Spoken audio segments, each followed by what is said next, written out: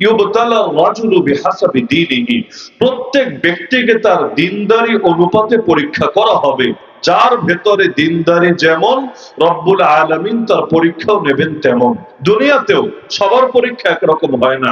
যে ছেলেটা 5 পড়ে তার পরীক্ষা যেভাবে হবে, যে এসএসসি দিতে এসেছে তার পরীক্ষা সেভাবে হবে না। যে এসএসসি দিতে এসেছে ওর পরীক্ষা যেভাবে হবে, যে বিসিএস দিতে এসেছে তার পরীক্ষা সেভাবে হবে না। যার লেভেল যেই পর্যায়ে তার পরীক্ষাটাও হবে সেই পর্যায়ে। তো যার ঈমান বেলালে হাবশির মতো তার পরীক্ষাটাও হবে বেলালে হাবশির মতো। আর যার ঈমান কচু পাতার পানির মতো তার পরীক্ষাটাও হবে কচু পাতার পানির মতো। এজন্য রাসূলুল্লাহ সাল্লাল্লাহু আলাইহি ওয়াসাল্লাম দুরূদ শরীফ পড়তে যাতে বলা না লাগে। নবীজির মহব্বত দিলে থাকলে অটোমেটিক বের হবে। এমনকি আপনি সুযোগ খুঁজবেন কখন আমার দুরূদ শরীফ পড়ার একটা সুযোগ আসবে। এজন্য যখনই নবীর নাম বলি অথবা রাসূল বা নবী কোন শব্দ বলি, সঙ্গে সঙ্গে দুরূদ শরীফ পড়বেন। রাসূলুল্লাহ মাশাআল্লাহ সাল্লাল্লাহু আলাইহি ওয়াসাল্লাম বলেন, ইন্না ইযামাল জাযাই মা ইযামিল বালা, বান্দার উপর পরীক্ষা যত বড় হবে আল্লাহর নিকট তার পুরস্কারও তত বড় হবে। ওয়া ইন্নাল্লাহা ইযা হাব্বা কওমান ইবতালাহুম, আল্লাহ যখন কোন জাতিকে কোন সম্প্রদায়কে ভালোবাসেন তখনই কেবল তাদেরকে বিপদ দিয়ে পরীক্ষা করেন। আজকে যেমন ফিলিস্তিনের গাজার মানুষগুলোর উপর অনেক বেশি পরীক্ষা, সেই তুলনায় আমাদের পরীক্ষার হার বাহ্যিকভাবে মনে হয় অনেক কম। এখান থেকে সিদ্ধান্ত উপনীত হওয়ার দরকার নাই, মনে হয় আমাদের ঈমান অনেক ভালো এজন্য আমাদের উপর মুসিবত কম, তাদের ঈমানে অনেক ভেজাল এজন্য মনে হয় তাদের মুসিবত বেশি। না রে ভাই, ওদের এক একটা শিশুর ভেতরে ঈমানের যে রওনক দেখা যায়, তাদের এক একটা কথাবার্তার মধ্যে ঈমানের যে নূর দেখা যায়।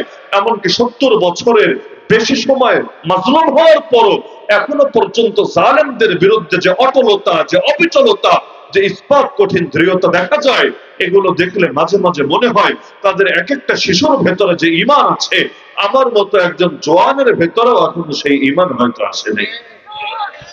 না হলে এত মাইর খাওয়ার পর, এত রক্ত দেওয়ার পর, চোখের সামনে নিজের আপনজনদেরকে শহীদ হতে দেখার পরও না নিজের এলাকা ছেড়ে পালাচ্ছে, না জিহাদের পথ ত্যাগ করছে, না এখনো পর্যন্ত ট্রাম্পের সামনে বা নেতানিয়াহুর সামনে মাথা নত করেছে, বরঞ্চ একদিকে রক্ত দিয়ে যাচ্ছে আর একদিকে নিজেদের মোকাবেলা ঠিকই চালিয়ে যাচ্ছে। অথচ তারা দেখতে পাচ্ছে সারা দুনিয়ার কোন মুসলমান নামধারী দেশও তাদের পাশে দাঁড়াচ্ছে না, না পারমাণবিক শক্তির অধিকারী দেশগুলো, না দুর্বল দেশগুলো। অথচ 57টা মুসলমানদের দেশ আছে, 200 কোটি মুসলমান আছে, সবাই মিলে যদি দাঁড়াতো তাদের পাশে, সেই কবেই মুসলমানদের প্রথম কেবলা আবারও মুক্ত স্বাধীন হয়ে যেত। কিন্তু মুসলমান তো বহুত আছে, একজন সালাহুদ্দিন আইয়ুবী নাই। মুসলমান তো বহুত আছে, কিন্তু নেতানিয়াহুদেরকে শিক্ষা দেওয়ার মতো মুসলমান খুঁজে পাওয়া যায়। যার কারণে সারা দুনিয়া তাদের পাশে না দাঁড়ালেও আল্লাহর বান্দারা আল্লাহর উপর ভরসা করে ঠিকই মোকাবেলা চালিয়ে যাচ্ছে।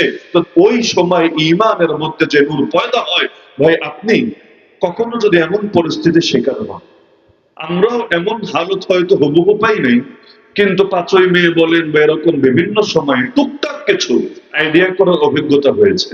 কখনো যদি এমন পরিস্থিতিতে পড়েন, ডান কানের লতির নিচ দিয়ে একটা গুলি চলে গেল, বাম কানের লতির নিচ দিয়ে আর একটা গুলি চলে গেল, ডানে তাকিয়ে দেখেন বাঁচানোর কেউ নাই, বামে তাকিয়ে দেখেন রক্ষা করার কেউ নাই, সামনে পেছনে তাকিয়ে দেখেন আপনাকে সাহায্য করার মতো কেউ নাই। ওই সময় আল্লাহর উপর যে ভরসা তৈরি হয়, ওই সময় ঈমানের মধ্যে যে জজবা তৈরি হয়, 1000 বছর ঘরে বসে বন্দেগী করলেও হয়তো অনেক সময় সেটা তৈরি হওয়া না। তো আল্লাহ রাব্বুল আলামিন যখন বান্দাকে পরীক্ষা করেন, ওই সময় পরীক্ষার বিনিময়ে পুরস্কারটাও আল্লাহ রাব্বুল আলামিন সেভাবে বড় করেন। তো বলছিলাম, মুমিনের জীবন পুরোটাই এক ধরনের যুদ্ধ, পুরোটাই এক ধরনের জিহাদ। যার কারণে যে মুজাহিদ না, তাকে কখনো পূর্ণাঙ্গ ঈমানদারও বলা যায় না। বলবেন কিভাবে? যে মুজাহিদ না সে পূর্ণাঙ্গ ঈমানদার হয় না কিভাবে? এক নম্বর দেখেন না, যে ব্যক্তি নফস আর শয়তানের কাছে যুদ্ধে হারে, ওই ব্যক্তি ইসলামের কোন বিধানটাই বা পালন করতে পারবে? এই যেমন আগামীকাল ফজরের সময় মুয়াজ্জিন যখন আযান দিবে, যে ব্যক্তি শয়তানের কাছে পরাজিত হবে, সে কিভাবে বিছানা ছেড়ে আল্লাহর ঘরে গিয়ে হাজির হবে? আরে এত মুসলমান বাংলাদেশে, তো ফজরের নামাজে মুসল্লি কয় কাতার হয় আপনার এলাকাতে বলেন? ফজরের মুসল্লি দেখলে বুঝবেন এলাকার মানুষদের আসল দিনদারিটা কেমন।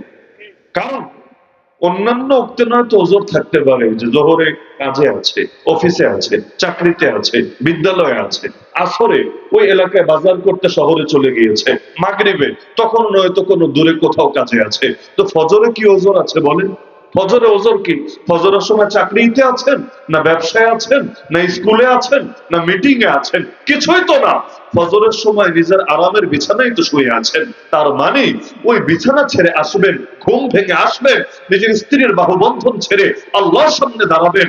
আপনার ঈমান এই শক্তিটা পয়দা হয় নাই, ওই ঈমান আপনাকে আল্লাহর সামনে দাঁড় করাবে। তো যেই ঈমান এত দুর্বল, যেই ঈমান এত ধ্বজভঙ্গ, মুয়াজ্জিনের আযান শোনার পরও, সফলতার ঘোষণা শোনার পরও মুয়াজ্জিন খালি নামাজের দাওয়াত দেয় না, সফলতার দাওয়াতও দেয়। হাইয়া আলাস সালাহ মানে নামাজের দিকে আসো, হাইয়া আলাল ফালাহ, ফালাহ মানে কি? ফালাহ মানেই হলো সফলতা, কামিয়াবি, সাকসেস। আরে বান্দা, সফলতার দিকে চলে আসো। কোথায় সফলতা খোঁজো তুমি?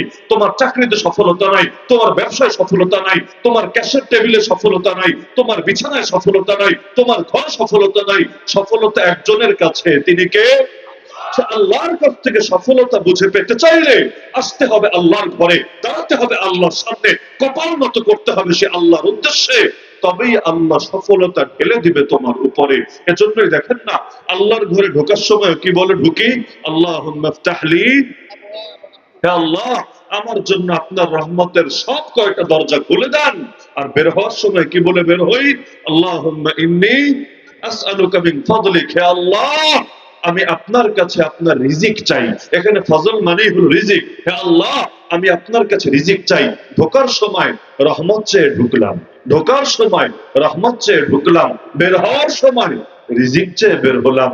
মানে কিছু বোঝা যায়? তার মানে যে ব্যক্তি নামাজকে আঁকড়ে ধরে তার রিজিকের জিম্মাদারি আল্লাহ স্পেশাল ভাবে নিয়ে নেন। রিজিক নিয়ে টেনশনের শেষ নেই। প্রত্যেকে তো রিজিক নিয়ে পেরেশানিতে, কে পেরেশানিতে নাই বলেন? আমি, আপনি, আমরা সবাই রিজিক নিয়ে পেরেশানিতে।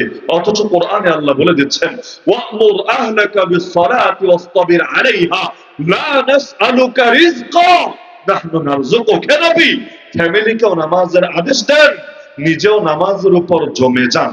আগে ফ্যামিলিকে আদেশ দেওয়ার কথা, পরে নিজে জমে যাওয়ার কথা। এখানে মুরব্বীও যারা আছেন, কয়জন নিজের বাচ্চাকে ঠিকমতো নামাজের আদেশ দিয়ে থাকেন? কয়জন নিজের বাচ্চাকে নামাজের জন্য শাসন করে থাকেন? নবীজি তো বলেছিলেন 10 বছরের বাচ্চাকেও নামাজের জন্য শাসন করতে। বলেন নাই? বলেন নাই? এটা আপনারা কেউ জানেন না? না সবাই জানেন? সবাই জানেন 10 বছরের বাচ্চার উপর নামাজ ফরজ না, বালেগ হয় 12 থেকে 15তে। যার উপর এখনো নামাজ ফরজ না তাকে পর্যন্ত শাসন করতে নবীজি বললেন, তাকে অভ্যাসে পরিণত করার জন্য। অথচ আপনার 20 বছরের বাচ্চা নামাজ পড়ে না, আপনি কি করেন? 25 বছরের বাচ্চা নামাজ পড়ে না, আপনি কি করেন? কবে শাসন করেছেন আপনি? বলবেন হুজুর শাসন করব কোন মুখে? নিজেরই তো নামাজের ঠিক নাই, বাচ্চার গায়ে হাত তুলবো কোন মুখে? এটাই তো বাস্তবতা। অথচ আল্লাহ নবীর সুন্নাহ ছিল বাচ্চার বয়স 10 হলে নামাজের জন্য তাকে শাসন করতে। ওই শাসনের ফায়দা আছে নাকি নেই? আমি 60 বছর প্লাস এমন ব্যক্তির সাথে আমার সাক্ষাৎ হয়েছে, বাংলাদেশের উল্লেখযোগ্য একজন সিআইপি, এমন বড় ব্যবসায়ী, দেশের চাইতে বেশি সম্পদ তার বিদেশে আছে। নিজে আমাকে বলেছে, হুজুর বাচ্চাকালে যখন আমরা ছোট ছিলাম ওই সময় বাবা নামাজের জন্য এত করা ছিল, এত শাসন করত, আমাদেরকে বলে দিয়েছিল কোন শীতের দিনও যদি এমন হয় তোমাদেরকে দেখি ফজরের সময় বিছানায় কাঁথা মুড়ি দিয়ে, কম্বল মুড়ি দিয়ে, ল্যাপ মুড়ি দিয়ে শুয়ে আছো, অথচ মসজিদের মধ্যে জামাত শুরু হয়ে গেছে, তোমাদের কোনো ওজর নাই, তারপরও তোমরা অলসতা বশত শুয়ে আছো, যেদিন দেখবো ঘাড় ধাক্কা দিয়ে ঘর থেকে বের করে দেব। আমাকে নিজে শোনালো যে বাপ ছিল এক কথার মানুষ, অনেকে থাকে না একদম করা, যা বলেছে তা, জমিন উল্টে যেতে পারে তার জবান উল্টাবে না। তো যেহেতু এক কথার মানুষ ছিল আমরা খুব ভয় পেতাম। তো ওই সময় বাপের শাসনের ভয়ে নামাজটা ঠিকভাবে পড়তাম।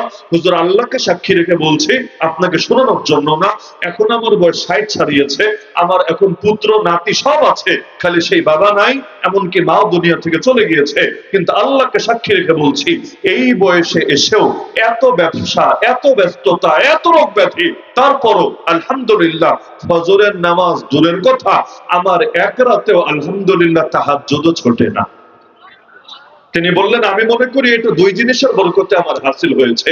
এক নম্বরে বাবা যে নবীর সুন্নাহ হিসাবে আমাদেরকে শাসন করেছেন আমাদের জন্য, এক নম্বর এটা। আর দুই নম্বরে নানুপুরি হযরতের সাথে আমার ইসলাহি তাআল্লুক ছিল। আমি মনে করি দ্বিতীয় কারণ হলো এটা, ওই আল্লাহ ওয়ালা সোহবত আর বাপের শাসন, সুন্নাহ শাসন, এর বরকতে আল্লাহ এই বয়সেও আমাকে ইস্তেকামত দান করেছেন। তাহলে তার বাপ যদিও দুনিয়াতে নাই, এই যে বাপের কথা আমার সামনে স্মরণ করলো, বাপের জন্য দোয়া দিল, এর চাইতে একজন বাপের জন্য বড় প্রাপ্তি কি হতে পারে? বলেন কি হতে পারে? এক সময় আপনিও থাকবেন না, কিন্তু বাচ্চাটারা যদি ইসলামের একজন সৈনিক বানাতে পারেন, ইনশাআল্লাহ সুম্মা ইনশাআল্লাহ, আপনি মরার পর আল্লাহ আপনার কবরে সওয়াব পৌঁছাতে থাকবেন। তাহলে এক নম্বরে যে ব্যক্তি নফস এবং শয়তানের সাথে যুদ্ধে জিততে পারে না, সেই ব্যক্তির দ্বারা ইসলামের কোন বিধানই আমল করা সম্ভব হয় না। আরে আপনার চোখটাকেই তো আল্লাহর গোলাম বানাতে পারলেন না, নফস আর শয়তানের হাত থেকে নিজের চোখটাকে রক্ষা করতে পারলেন না। এই যে চোখ দিয়ে কত দিকে তাকান, আল্লাহ যা হারাম করে দিয়েছেন সেদিকেও নজর দেন। একটাবার কি মনের মধ্যে কথা জাগে? 10 সেকেন্ড 20 সেকেন্ড হয়তো মজা নিব পর নারীর দিকে চেয়ে, কিন্তু কিয়ামতের দিন আল্লাহ ধরে চোখের মধ্যে যখন জ্বলন্ত সীসা ঢেলে দিবে, সেই সীসা, সেই আযাব, সেই গজব সহ্য করার ক্ষমতা কি আছে? এজন্য যুবক ভাইদেরকে বিশেষভাবে বলবো, পাপ করেন, ইচ্ছা মতো করেন, সমস্যা নাই, কিন্তু ঠিক ওই পরিমাণ করেন যেই পরিমাণ আযাব সহ্য করার ক্ষমতা রাখেন। পাপ করেন, স্বাধীনতা দিয়ে দিলাম, কিন্তু ঠিক ওই পরিমাণ করেন যেই পরিমাণ আল্লাহর আযাব সহ্য করতে পারবেন। আর যেটা সহ্য করতে পারবেন না, আল্লাহর ওয়াস্তে সেটা করতে যায়েন না। কারণ পৃথিবীর সব হয়তো সয়ে নিতে পারবো, কিন্তু আল্লাহর জাতে পাকের কসম, আল্লাহ রাব্বুল আলামিন যদি আমাকে আযাবে ফেলেন, এক মুহূর্তের জন্য সেটা সহ্য করা সম্ভব না। আরে হাসরের ময়দান মোট হবে 50,000 বছরে। কয়দিন? কয়দিন? যার এক একটা দিন আবার 1000 বছরের সমান। আখিরাতের হিসাবই এমন, একদিন সমান সমান দুনিয়ার 1000 বছর। ওয়া ইন্না ইয়াওমান ইনদা রাব্বিক কাআলফি সানাতিন মিম্মা তাউদ্দুন। এই 50,000 বছরের মধ্যে প্রথম 40 বছর মানুষ শুধু ঘামের মধ্যে হাবুডুবু খাবে। কারো ঘাম মাথা অতিক্রম করবে, কারো ঘাম গলা সমান, কারো ঘাম পেট, কারো ঘাম হাঁটু, এক একজনের পাপ অনুযায়ী তার ঘাম হবে। ওই যে 40 বছর মানুষ ঘামের মধ্যে হাবুডুবু খাবে, তখন অপরাধীরা পর্যন্ত বলবে, আয় আল্লাহ, আর সহ্য হয় না, বিচার একটা করে দাও। কিন্তু হাসরের ময়দানের এই কষ্টটা সহ্য করতে পারছে না। ইমানদারদের হালত আলাদা। আল্লাহ যদি আমাকে আপনাকে কবুল করেন, বিশেষভাবে এখানে যে যুবক ভাইয়েরা আছেন, আপনাদের জন্য অফুরন্ত সুযোগ। যেই যুবক যৌবনকাল কাটায় আল্লাহর ইবাদতে, ওই যে হাসরের ময়দানে যখন 40 বছর মানুষ ঘামের ভেতর হাবুডুবু খাবে, সূর্য মাথার নিকটে চলে আসবে, ওই সময় আল্লাহ আপনাদেরকে বিশেষভাবে আরশের নিচে জায়গার ব্যবস্থা করে দেবে। আর ওই দিন ছায়া একটাই থাকবে, দ্বিতীয় কোনো ছায়া নাই, না গাছের ছায়া, না বিল্ডিং এর ছায়া, না পাহাড়ের ছায়া, না অন্য কোনো ছায়া। একটাই ছায়া, সেটা হলো আল্লাহ রাব্বুল আলামিনের আরশে আজিমের ছায়া। কতই না সৌভাগ্যবান হতে পারবেন আপনারা যদি শাবুন নাশা ফি ইবাদাতিল্লাহ, যৌবনকালটা কাটায় দিতে পারেন আল্লাহর ইবাদতে। যৌবনে ইবাদত কষ্ট, মুরব্বিকালে ইবাদত তুলনামূলক সহজ, কিন্তু কষ্ট করে যে ফলাফল তো পায় সে। বাংলায় বলে না, সবরে মেওয়া ফলে, বলে না সবরে মেওয়া ফলে। মেওয়া এত সহজে ফলতে চায় না, ভালোই সবর টবর করা লাগে, কিন্তু মেওয়া খেতে ভারী মজা। যারা খেয়েছেন জানেন মেওয়া খেতে ভারী মজা, কিন্তু সেটা সবরের পরেই পাওয়া যায়। রংধনু দেখতে চাইলে বৃষ্টির কষ্টটা আগে অতিক্রম করে আসতেই হয়। তা আপনারা যৌবনকালটা যদি আল্লাহর জন্য কোরবান করে দিতে পারেন, আল্লাহ আপনাদেরকে আসল যৌবনের স্বাদ জান্নাতে দিয়ে দিবেন। দুনিয়ার কিসের স্বাদ নেবেন? কিসের স্বাদ নেবেন? আরে জান্নাতে আল্লাহ তো মদের নহর দিয়ে দিবেন, এমন মদ যেই মদ খেলে মাথার মধ্যে মাতলামি আসবে না, যে মদ খেলে বেহুশ হবে না, যে মদ খেলে কোন ধরনের পাগলামি আসবে না, সেই মদের নহর, মদের নদী আল্লাহ আপনাকে দিয়ে দিবেন।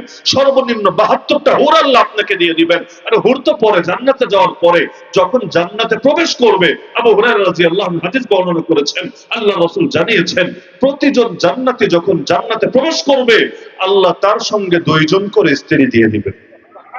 তাহলে ঢোকার সময় 2 জন, আবার জান্নাতে যাওয়ার পর সর্বনিম্ন 72 জন, বেশি আল্লাহ যত চান তত। তাহলে আল্লাহ তো এগুলো রেডি করে রেখেছেন। জান্নাত আগামীতে রেডি হবে এমন না, জান্নাত ইতিমধ্যে রেডি হয়ে আছে। রেডি যদি নাই থাকে, নবীজি মেরাজে গিয়ে দেখলেন কিভাবে? রেডি যদি না থাকে, মেরাজে গিয়ে দেখলেন কিভাবে? আমার জান্নাত, আপনার জান্নাত, সবার জান্নাত আল্লাহ রেডি করে রেখেছেন। এমনকি হাদিসে আছে, মানুষ যখন নামাজের কাতারে দাঁড়ায় বা জিহাদের কাতারে দাঁড়ায়, জান্নাতের হুররা বড় আগ্রহ নিয়ে তাদেরকে দেখতে থাকে আর আল্লাহর কাছে বলতে থাকে, আল্লাহ আমার স্বামীকে আপনি হিম্মত দেন, স্থিরতা দেন, ইখলাস দেন, খুশু দেন। যদি কখনো নামাজ ছেড়ে বা জিহাদের কাতার ছেড়ে সরে যায়, তখন আল্লাহর কাছে বলে, আল্লাহ এবারের মতো মাফ করে দেন। এমনকি সই হাদিসে আছে, কোন অবাধ্য নারী যদি তার স্বামীকে কষ্ট দেয়, জান্নাতের হুর সেই নারীকে ধমক দিয়ে বলে, লা তুযিহি কাতালাকিল্লাহ, আরে আল্লাহর দুশমন আমার স্বামীকে কষ্ট দিস না, আল্লাহ তোকে ধ্বংস করুন। ইন্নামা হুয়া দাখিলুন আলাইক, সে তো তোর কাছে কয়েকদিনের মেহমান মাত্র।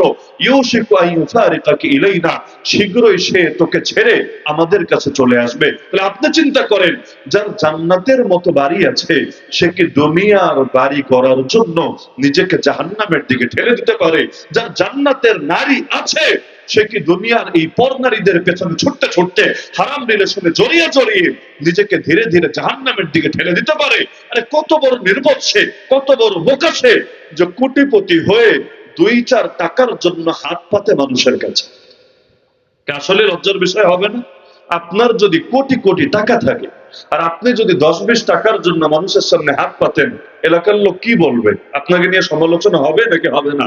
তো জান্নাতের মতো বাড়ি যার আছে, হুরের মতো নারী যার আছে, আরে যেই জান্নাতে কোনো অভাব নাই, এমনকি যেই জান্নাতে রব্বুল আলামিনকে সরাসরি দেখার সুযোগ আছে।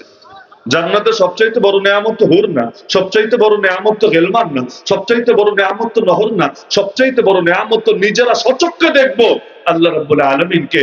এমনকি সোহবত পাবো নবীজি মুহাম্মদুর রাসূলুল্লাহ সাল্লাল্লাহু আলাইহি সাল্লামের, যেই নবীর শহরকেও দেখতে দিলটা বড় বেচাই। কার ইচ্ছা হয় না মদিনা শরীফে যেতে? কার ইচ্ছা হয় না আল্লাহ নবীর রওজায়ে আতহারের সামনে গিয়ে একটাবার দিল খুলে মন খুলে সালাম দিতে? এমনকি আমি তো মনে করি, আর যদি অফার দেওয়া হতো আল্লাহর পক্ষ থেকে, কে কে আছো তোমরা রাজি যাদের লাশ দাফন হবে মদিনার বুকে? আমার তো ধারণা সবাই হাত তুলতেন।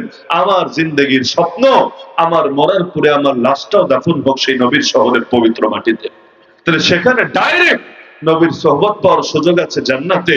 তাহলে ওই জান্নাতের মতো বাড়ি যার আছে, সে কিভাবে নিজেকে তিলে তিলে ধ্বংস করতে পারে? তাহলে নফস আর শয়তানের সাথে যুদ্ধে পরাজিত হই কিভাবে? আরে বাকি যুদ্ধ রাখেন, সবার আগে এই যুদ্ধে আমাদেরকে জয়ী হতে হবেই হবে। নিয়ত করেন, আমি আমার নফসকে জয়ী হতে দেব না, আমি শয়তানকে জয়ী হতে দেব না। আমি আমার সর্বোচ্চ শক্তি দিয়ে হলেও নফস আর শয়তানের বিরুদ্ধে জয়ী হবই হবো ইনশাআল্লাহ। নাকি হেরে যাবেন? নাকি ঝরে যাবেন? আল্লাহ রাব্বুল আলামিন হেদায়েত দেওয়ার পর যদি ঝরে যান, এর চাইতে বড় আফসোসের বিষয় কি হয়? রব্বানা লা তুযিগ কুলুবানা বা'দা ইয হাদাইতানা। হ্যাঁ, এই পরীক্ষাটা চলবে মরণ পর্যন্ত। দুনিয়া এসেছি তো পরীক্ষা দিতে, না হলে আমাদের আসল বাড়ি কোনটা? বাপের বাড়িরই তো আসল বাড়ি বলে, তাই না? স্থায়ী ঠিকানা, বাকি তো বর্তমান ঠিকানা। আপনার বাড়ি শেরপুর, আপনি ফ্ল্যাট কিনেছেন ঢাকায়, ফর্ম পূরণ করতে গেলে ঢাকাকে স্থায়ী ঠিকানা লেখেন না বর্তমান ঠিকানা লেখেন? বর্তমান, বর্তমান লেখেন। কেন? কারণ যেখানে আমার বাপের ভিটা, যেখানে আমার আত্মীয় স্বজন, যেখানে আমার শৈশব কৈশোর, সেটাই তো আমার স্থায়ী ঠিকানা। অথচ শেরপুর কি স্থায়ী? বাংলাদেশ কি স্থায়ী? এই দুনিয়াটাকে স্থায়ী? আল্লাহ ছাড়া ভাই কিছুই তো স্থায়ী না। কুল্লু মান আলাইহা ফান ওয়া ইয়াবকা ওয়াজহু রাব্বিকা যুল জালালি ওয়াল ইকরাম। তাহলে আমাদের সবার বাপকে আব্বা আদম আলাইহিস সালাম। আদম আলাইহিস সালামের প্রথম বাড়ি কি দুনিয়া না জান্নাত? প্রথম বাড়ি কি শ্রীলঙ্কা না জান্নাত? প্রথম বাড়ি কি এশিয়া না জান্নাত? তা আল্লাহ রাব্বুল আলামিন তো তাকে জান্নাতেই দিলেন পরীক্ষা করার জন্য, পরবর্তীতে দুনিয়াতে সাময়িক সময়ের জন্য পাঠিয়ে দিলেন। তাহলে পরীক্ষার হল তো পরীক্ষার হল, পরীক্ষার হল ঘর না, পরীক্ষার হল বাড়ি না। তাহলে আমাদের বাড়ি কোনটা? আর দুনিয়া দারু মাল্লা দার লাহু, দুনিয়া হলো তার বাড়ি যার আসল বাড়ি নাই। ও মালু মাল্লা মাল লাহু, দুনিয়া হলো তার মাল যার আসল মাল নাই। বলে হয় ইয়াজমাউ মাল্লা আকলা লাহু, শুধু দুনিয়ার জন্য জমা করে তারা যাদের আকল বুদ্ধি বলতে কিছু নাই। এমনকি আমি একটা কথা বলি, কেউ যদি এটা হাসিল করতে পারেন, আমি লিখে দিয়ে যাব, আপনি আল্লাহর ওলি হবেনই হবেন ইনশাআল্লাহ। কি জিনিস জানেন? প্রতিটা মুহূর্তে কেউ যদি নিজেকে মৃত্যুর জন্য রেডি রাখতে পারে, ব্যাস, যে এই মুহূর্তে যদি মালাকুল মউত আসে, লাব্বাইক আল্লাহুম্মা লাব্বাইক।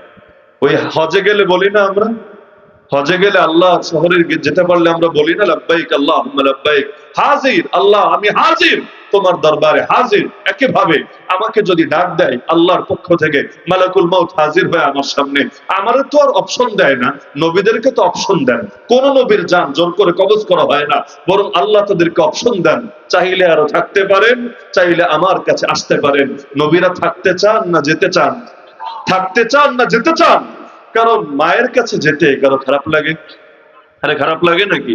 যদিও মা ভাঙা ঘরে থাকে, আপনি হয়তো বিদেশে থাকেন সুন্দর শহরে, সাজানো গোছানো শহরে, অনেক উন্নত, কিন্তু মায়ের কাছে যেতে কোনো খারাপ লাগে? লাগে না, বরং মায়ের কাছে যাওয়ার মধ্যে আলাদা সুখ থাকে। এই যে আজকে বৃহস্পতিবার, ঢাকা থেকে আসতে কি যে কষ্ট, কেউ বৃহস্পতিবার আসলে বুঝবেন কেন এত কষ্ট। কেন? কারণ সবাই মায়ের কাছে, বাবার কাছে, নারীর টানে ছুটে আসে নিজের এলাকায়। বড় কষ্ট হয়, বড় কষ্ট হয়। ঈদের সময় দেখবেন ওই যারা লঞ্চে করে যায়, ট্রেনে করে যায়, ভেতরে জায়গা হয় না, ঝুলে ঝুলে যায়, কখনো নিজের জীবনকে রিস্কের মুখে ফেলে দেয়। তারপরে এত কষ্ট কেন করে? কারণ মায়ের মুখ দেখলে, বাবার কাছে গেলে সব কষ্ট যাবে দিল থেকে হারিয়ে। তাহলে মায়ের কাছে যেতে যদি খারাপ না লাগে, আমাকে বলেন মা বেশি আপন না আল্লাহ বেশি আপন? তাহলে আল্লাহ যদি বেশি আপন হয়, আল্লাহর কাছে যেতে কেন খারাপ লাগবে? এজন্যই তো নবীর সাহাবীরা শাহাদাতের জন্য দোয়া করতেন আল্লাহর কাছে। আমি করি না, আপনি করেন না, জীবন চলে যাচ্ছে, আল্লাহর কাছে শহীদি মরণ চাওয়া হয় না, অথচ নবীজি পর্যন্ত বলেন আয় আল্লাহ আমার দিলে এক ধরনের মৃত্যুই চাওয়া, সেটা হলো আমি চাই তোমার রাস্তায় শহীদ হব, আবার জীবন দিবা, আবার শহীদ হব, আবার জীবন দিবা, আবার শহীদ হব, আবার জীবন দিবা আল্লাহ, আবার শহীদ হব। নবীকে জানেন না আল্লাহ দুনিয়াতে একবারই পাঠিয়েছেন, দ্বিতীয়বার চান্স আল্লাহ দুনিয়াতে কাউকে দিবেন না? নবী জানেন না? জানেন।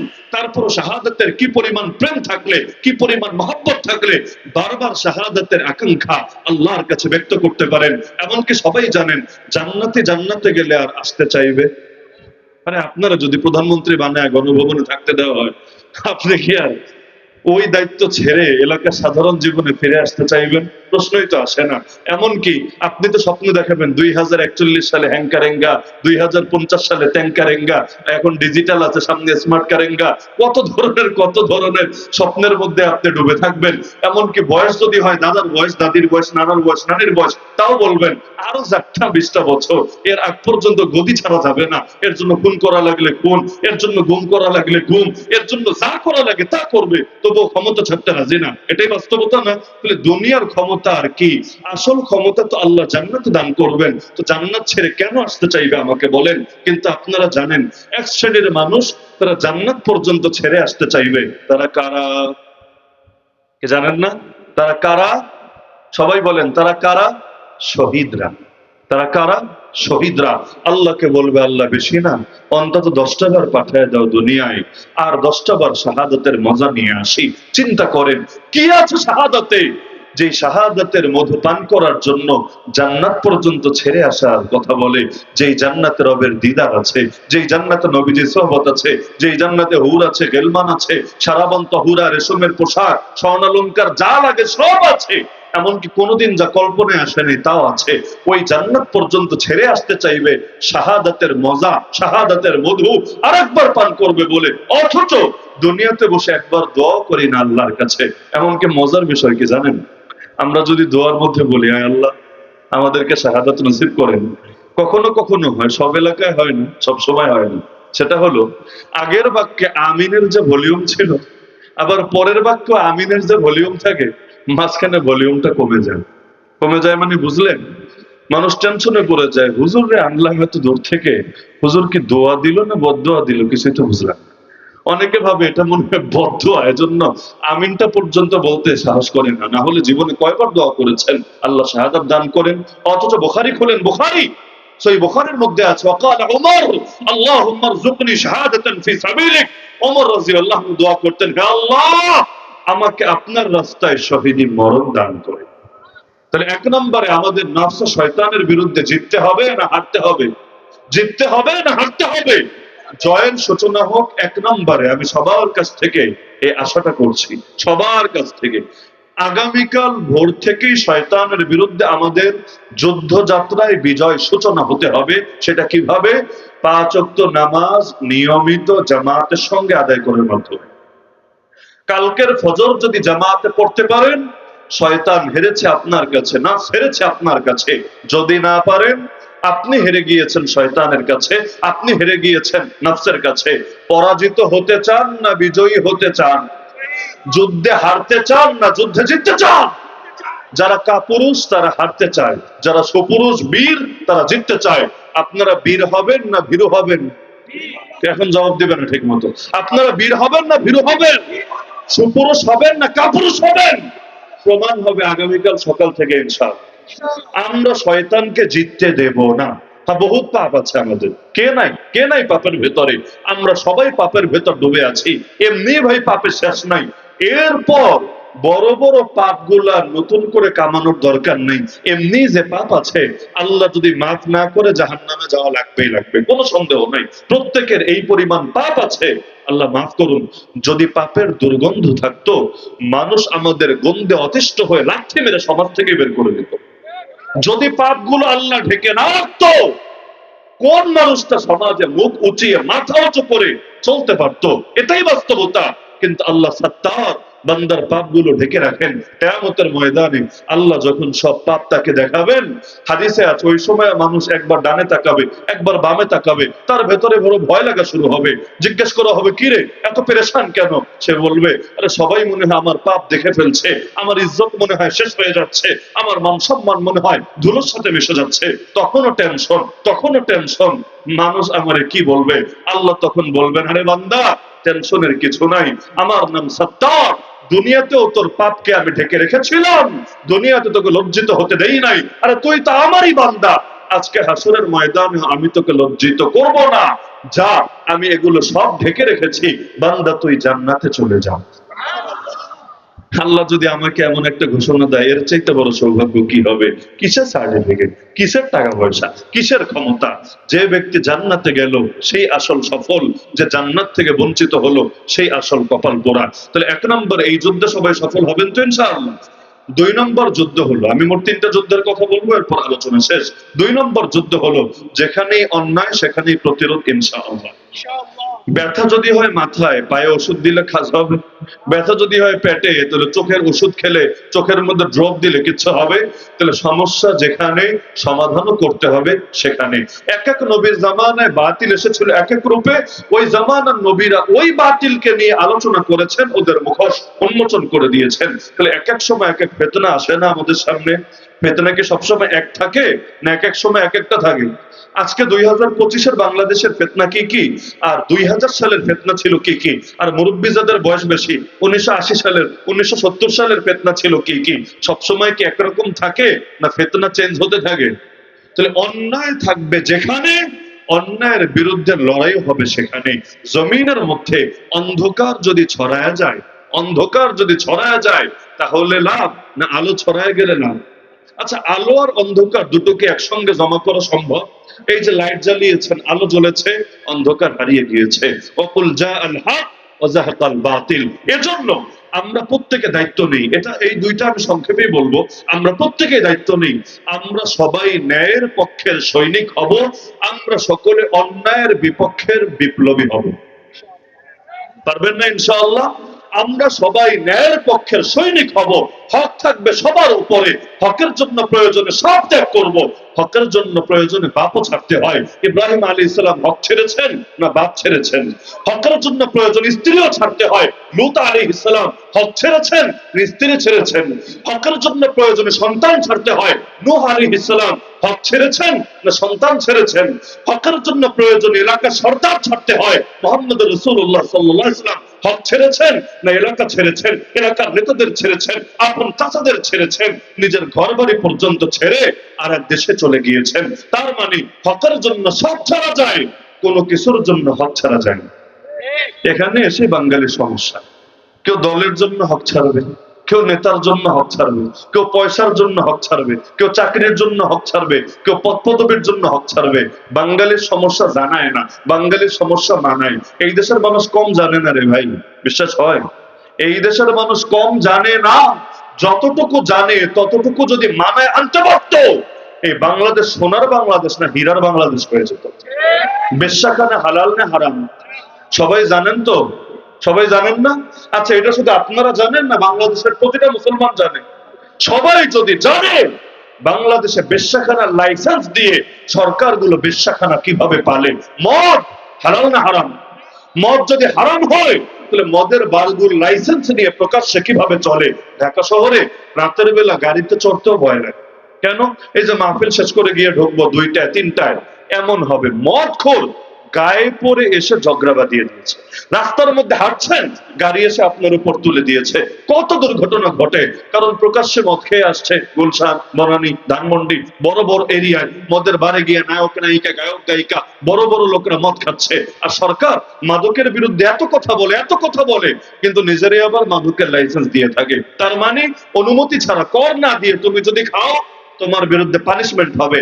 আর নিজেও কিছু খাও, সরকারেও কিছু দাও, মানে সরকারের পয়সা দিবা আর নিজে বড় বড় বোতল টানবা। এটা যদি করো পুলিশ দিয়ে তোমার নিরাপত্তার ব্যবস্থা করবে, এরপর তুমি যা মনে চাও সেভাবে তুমি চলতে থাকবা। আল্লাহ হেফাজত করুন। তাহলে মদ হালাল না হারাম সবাই জানে, এরপরও মদের বারগুলো কিভাবে খোলা থাকে। সুদ হালাল না হারাম এটা বাংলাদেশের কে জানে না? আমারে বলেন, সুদের মাসালা কে না জানে? অথচ এই দেশের অর্থনীতি সুদের উপরেই চলে। কোন জিনিসটা সুদ ছাড়া চলে বলেন? বড় বড় ব্যবসায়ী চাইলেও তো পারে না অধিকাংশ ক্ষেত্রে সুদের আওতার বাইরে থাকতে। কেন? সিস্টেমটাই এমন। ব্যাংক বলেন, শেয়ার মার্কেট বলেন, বীমা বলেন, সিস্টেমটাই এমন। সুদের বাইরে আপনি কিচ্ছু করতে পারবেন না। এমনকি ইসলামের নামে যে ব্যাংকগুলো চলে, ওরা যদি আপনার সাথে শরিয়ার লেনদেন, শরিয়ার রুলস ফলো করে 100% করেও, যদি করে এজন্যই বলছি, কারণ এখানেও বহুত ঘাপলা থাকে, ভেজাল থাকে। তাও যদি 100% আপনার সাথে শরিয়া মেনে লেনদেন করে, কিন্তু ও যখন বাংলাদেশ ব্যাংকের সাথে লেনদেন করবে, ও যখন সরকারের সাথে, যখন তার কেন্দ্রের সাথে লেনদেন জড়াবে, ওই সময় তারেও ঠিকই হারামের মধ্যে বাধ্যতামূলক ভাবে জড়াতে হবে। এছাড়া কোনো উপায় থাকবে না। সিস্টেমটাই পচা। সুদ মানে কার বিরুদ্ধে যুদ্ধ? সূরা বাকারায় নাই এটা? সুদ মানে কার বিরুদ্ধে যুদ্ধ? আল্লাহর বিরুদ্ধে যুদ্ধে গিয়ে ওই যুদ্ধে বিজয়ী হতে পারবে কোন বাপের বেটা আছে? তাহলে যেই দেশের অর্থনীতি সুদের উপর দাঁড়িয়ে থাকে, ওই দেশের মানুষের অর্থনীতিতে আল্লাহর রহমত আসবে না গজব আসবে? এত আফসোস করে কি লাভ রে ভাই? অর্থনীতি নিয়ে এত আফসোস করে কি লাভ? যেই দেশের অর্থনীতির উপর আল্লাহর গজব আছে, ওই দেশের অর্থনীতির হালত এর চাইতেও করুণ হওয়া দরকার ছিল। তাও আল্লাহ আমাদের উপর বহুত রহম করণ করেছে, এখনো বাঁচিয়ে রেখেছে। তাহলে যুদ্ধে নেমেছে আল্লাহর বিরুদ্ধে, তাও যে এখন টিকে আছি, এটার জন্যই শুকরিয়া আদায় করলে শুকরিয়ার হক আদায় করা সম্ভব না। নিজের আপন মায়ের সাথে জিনা করার চাইতেও নিকৃষ্ট গুনাহ সুদ। তাহলে বলছিলাম আমাদের ঝামেলা জানায় না, আমাদের ঝামেলা কোথায়? মানায়। দেখেন না, এক একটা এমন দল কানা হওয়া হয়, একই কথা 2 দিন আগে বলবে এক সুরে, 2 দিন পরে বলবে আরেক সুরে। কেন? দল যাবে যেদিকে, আমারও যেতে হবে সেদিকে। এতে কোরআনের বিরুদ্ধে যাওয়া লাগলে তাও রাজি, হাদিসের বিরুদ্ধে যাওয়া লাগলে তাও রাজি, নবীর বিরুদ্ধে যাওয়া লাগলে তাও রাজি। এগুলো হচ্ছে নাকি হচ্ছে না? হচ্ছে নাকি হচ্ছে না? প্রতিটা আকাম কুকামের পক্ষে যুক্তি দেওয়ার মতো লোক বাংলাদেশে আছে। আমি মাঝে মাঝে চিন্তা করি যে বিভিন্ন ভণ্ডামি চলে না এলাকায়, বিভিন্ন এলাকায় ধর্মের লেবাসে, ধর্মের নামে ভণ্ডামি চলে না? আমি মাঝে মাঝে চিন্তা করি, আমার চিন্তা ভুল হলে বললেন, এই সব ভণ্ডামি বন্ধ হয়ে যেত যদি ভণ্ডামির পক্ষে যুক্তি এবং দলিল সাপ্লাই দেওয়ার ঠিকাদারি কিছু ভণ্ড লেবাসধারী কাঁধে তুলে না নিত। আপনি দলিল দিবেন, আপনি যুক্তি দিবেন, দেখবেন ওরা মার্কেটে চলুক না চলুক একটা বুস্টুস দিয়া দলিল দেওয়ার চেষ্টা করবে। আরে যেই দেশে গাঁজা খাওয়ার পক্ষেও দলিল দেওয়া হয়, কি শোনেন নাই আপনারা? গাঁজা খাওয়ার পক্ষে লুকায়া চুকায়া না, প্রকাশ্যে দলিল দেওয়া হয়েছে। কি দলিল? যে আল্লাহ নিয়ামত, আল্লাহর নিয়ামতের শুকরিয়া আদায় করলে নিয়ামত বাড়বে। আর আল্লাহ নিয়ামত দিয়েছেন, এখন যা দিয়েছেন সবই তো নিয়ামত। তো নিয়ামতের শুকরিয়া আদায় করতে চাইলে আগে নিয়ামতটা কি এটা বুঝতে তো হবে। তো গাঁজা এজন্য সামান্য পরিমাণ খাওয়া যাবে, একটা মাত্রা বলে দিয়েছে, এত গ্রাম পর্যন্ত গাঁজা খাওয়া যাবে। কারণ এটা যদি নাই খায় আল্লাহর নিয়ামতের কদর বুঝবে কিভাবে? আর না বুঝলে দিল থেকে শুকরিয়া আসবে কিভাবে? এমনকি লালন ভক্ত আপনারা দেখেছেন প্রকাশ্যে বলেছে না কর্মকর্তাদের সামনে যে লালনের দরবারে যদি গাঁজা খাওয়ার অনুমতি নাই দেন, আপনারা যেটা চাচ্ছেন এবছর ওরসে গাঁজা বন্ধ করবেন, 30 জন লোক আসবে না গাঁজা বন্ধ করে দিলে। এটা তো আমার কথা না, তারাই প্রকাশ্যে ঘোষণা দিয়েছে। তাহলে এমন এক দেশে থাকি যেখানে গাঞ্জার পক্ষেও দলিল সরবরাহ করা হয়, বাকি আর কোন জিনিস বাকি থাকবে বলেন আমারে? নাউযুবিল্লাহি মিন যালিক। ভুল তো ভাই মানুষেরই হয়, হয় না? আমার বাপেও যদি ভুল করে, ভুলরে আমার ভুলই বলতে হবে, এটাই সততা, এটাই ইনসাফ। একজন তো নবীর শানও ভুল করে ফেলতে পারে, রবের শানও ভুল করতে পারে। যেমন একজন বলে ফেলছে না সাংবাদিকদের ভোট আকর্ষণ করার জন্য, যে নবী মানি সংবাদ বাহক, এই অর্থে নবীরাও ছিলেন সাংবাদিক, বলেন নাই?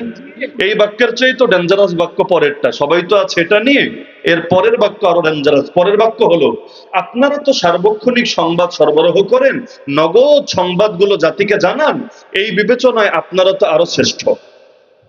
আগের বাক্য আর পরের বাক্য মিলান, নবীরা সংবাদ বাহক, নাউযুবিল্লাহ, এই অর্থে নবীরা সাংবাদিক, এই অর্থে নবীরা সাংবাদিক।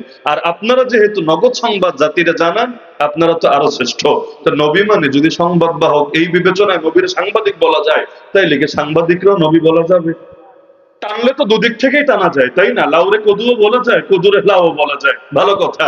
তাহলে নবীরে যদি সাংবাদিক বলা যায়, এরপর তো আবার প্রশ্ন আসবে, হলুদ সাংবাদিক না সবুজ সাংবাদিক? সাংবাদিক তো আবার বহুত প্রকার আছে। সব সাংবাদিক মানেই ভালো এমন তো না, সাংবাদিক মানেই ভালো, সাংবাদিক মানেই ভালো। বিগত দিনে আমাদেরকে যখন জুলুম করে করে ধরেছে, এক শ্রেণীর সাংবাদিকরাই তো এগুলোর পক্ষে দলিল সরবরাহ করে জাতিকে মিসগাইড করেছে। হুজুর ধরলেই জঙ্গি, হুজুর ধরলেই এই সেই, এভাবে বিভিন্ন ট্যাগ লাগিয়ে সরকারের জুলুমকে বৈধতা দেওয়ার চেষ্টা করে নাই। এমনকি প্রকাশ্যে সরকারের তেল মালিশ করতে করতে জাতির বিরুদ্ধে অবস্থান নেয় নাই, নিয়েছে।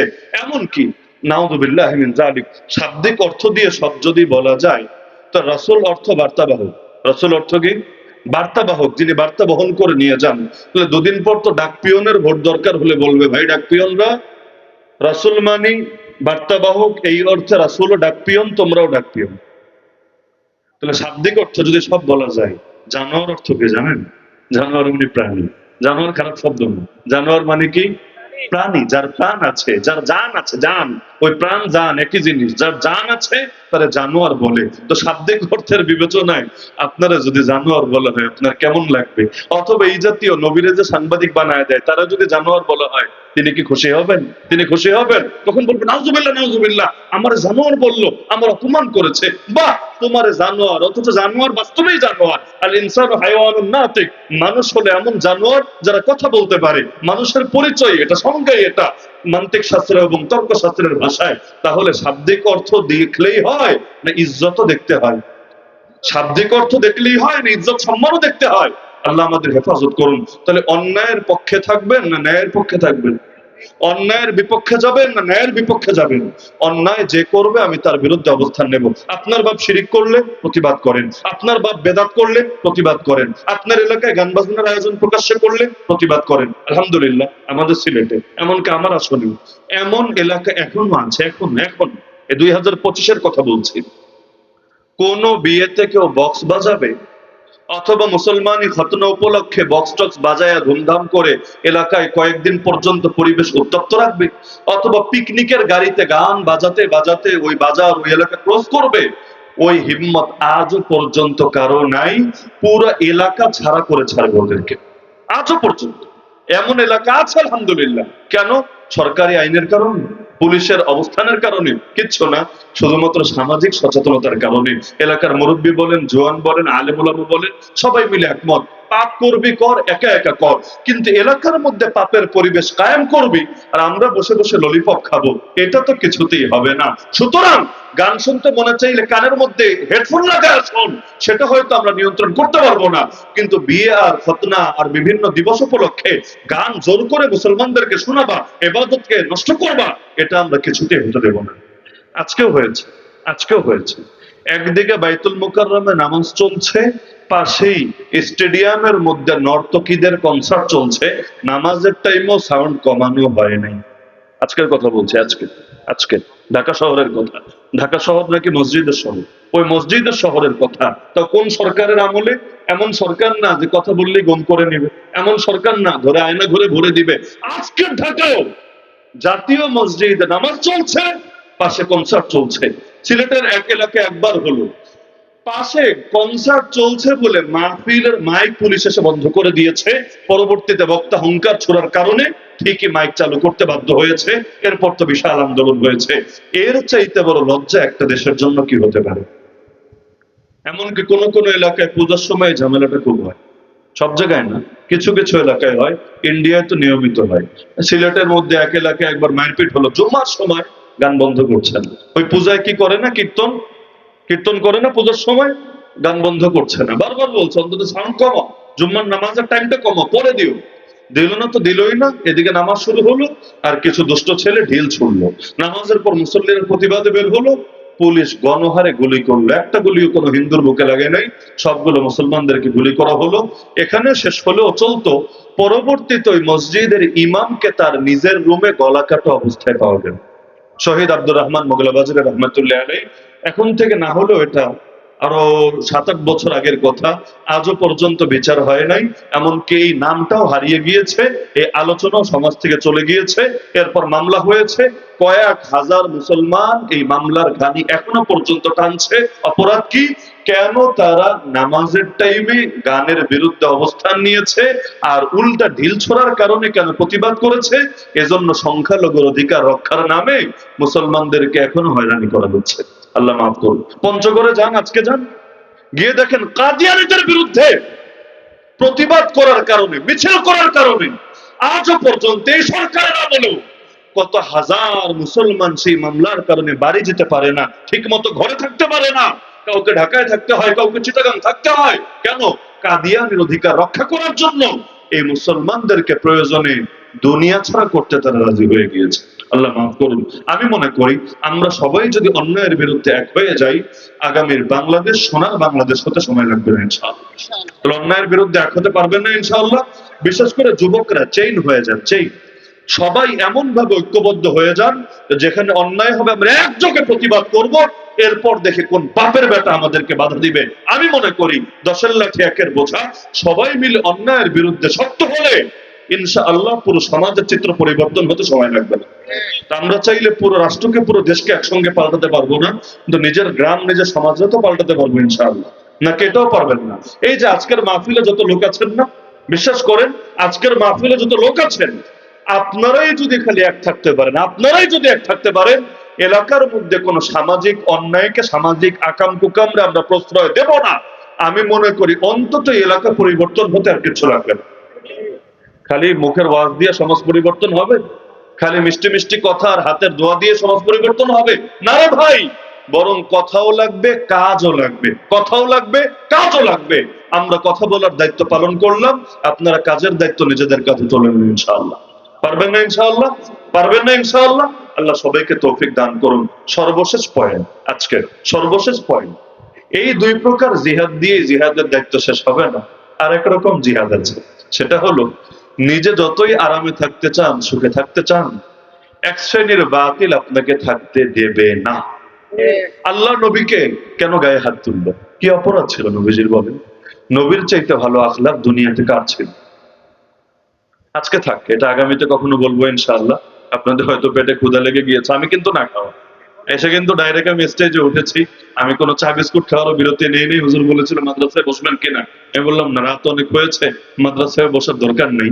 তো সুবহানাল্লাহ, ঢাকা থেকে আসতে আজকে এত টাইম লাগলো, এই টাইমে আমি সৌদি আরব যেতে পারতাম। বাস্তবে মানে সৌদি আরব যেতে পারতাম। রওনা দিয়েছি সেই যে টাইমে, আরামসে সৌদি আরব গিয়ে এতক্ষণে উমরা শুরু করে দিতে পারতাম। এমন জ্যাম আজকে আমার মনে হয় প্রথম আমার জীবনে। চন্দ্রা চিনেন তো আপনি? ও ঢাকা থেকে নিয়ে চন্দ্র অতিক্রম করতে মাত্র 4.5 ঘন্টা লেগেছে আমার, খুব বেশি না। চন্দ্র অতিক্রম করতে 4.5 ঘন্টা। আর বাকিটা যে কেমনে উড়ে আসলাম, মানে আল্লাহ যে বাঁচিয়ে এনেছে, এটাই আলহামদুলিল্লাহ। লাস্টের দিকে তো মোটরসাইকেলে যারা রিসিভ করতে গিয়েছে ওনারা দেখেছে, মানে মোটরসাইকেল ওনারাও পেরেশান হয়ে গিয়েছে যে এটা কি মানে রাস্তা দিয়ে বিমান গেল না গাড়ি গেল। মানে আল্লাহ এনেছে আলহামদুলিল্লাহ। কয়েকবার অ্যাক্সিডেন্ট হওয়ার উপক্রম আজকে হয়েছিল। তাহলে এই যে এত কষ্ট করে আসলাম, কি জন্য? কিছু পয়সা আসবে জন্য নাকি? পয়সা তো ভাই আমার ঘরের পাশে ওয়াজ করলে সমানই আসবে। বাস্তবতা যেটা, ঘরের পাশে বসে ওয়াজ করলে সমান আসবে না। 8 ঘন্টা কষ্ট করে আসলাম, আবার যাবো কয় ঘন্টা বসে, আবার কালকে জুম্মা আছে। আপনারা তো রাতে একটু পর গিয়ে ঘুমাবেন, আমি ঘুমাবো কোথায়? আমি ঘুমাবো কোথায়? সারা রাত তো আবার গাড়িতে। এরপরও কথাগুলো বলা শুধুমাত্র এই কারণে, একজন লোকের জিন্দগিতেও যদি পরিবর্তন আসে ইনশাআল্লাহ, কিয়ামতের দিন আল্লাহকে বলতে পারবো, আল্লাহ এটাই পুঁজি, এটাই সম্বল, আর কি আছে জীবনে? আল্লাহ আমার কথায় অন্তত এই মানুষটা পরিবর্তন হয়েছে, এ ওসিলা অন্তত আমাকে মাফ করুন। এতটুকু আশা আপনাদের থেকে করতে পারি তো ইনশাআল্লাহ? কথাগুলো বেকার যাবে না তো ইনশাআল্লাহ? এক কান দিয়ে ঢুকে আর এক কান দিয়ে বের করবেন না তো ইনশাআল্লাহ। আল্লাহর কাছে দোয়া করি, আপনাদের কাছে প্রত্যাশা করি যতগুলো কথা আলোচনা হলো প্রতিটা যাতে আমাদের জিন্দগিতে আমলেও চলে আসে, আল্লাহ যাতে সেই তৌফিক দান করে। লাস্ট পয়েন্টটা আজকে আর না যাই, এটা আগামীতে কখনো সুযোগ হলে একটু লম্বা সময় নিয়ে বলবো ইনশাআল্লাহ। এটা অল্প টাইমে বলার দরকার নেই, লম্বা টাইমে বলবো ইনশাআল্লাহ। আমি শিরোনামটা বলে যাই। শিরোনামটা হলো শুধু অন্যায়ের বিরুদ্ধে যুদ্ধ করলেই হয় না, অনেক সময় অন্যায়কারীর বিরুদ্ধেও জিহাদে নেমে আসতে হয় এবং কিয়ামত পর্যন্ত এই সিলসিলা জারি থাকবে। সর্বশেষ দাজ্জালের বিরুদ্ধে এই মোকাবেলাটা আমাদেরকে করতে হবে। সুতরাং আজকে শিরোনামটা বলে গেলাম, শিরোনাম আজকে বলে গেলাম, ওই যে শিরোনাম শোনারই ধৈর্য নেই, বিস্তারিত এই সবাইরে কষ্ট করে কথা শোনাতে হয় না। আব্দুল্লাহ বিন মাসউদ রাদিয়াল্লাহু আনহুকে কিছু তাবেঈ বলল, আপনি আমাদেরকে ওয়াজ করেন না কেন?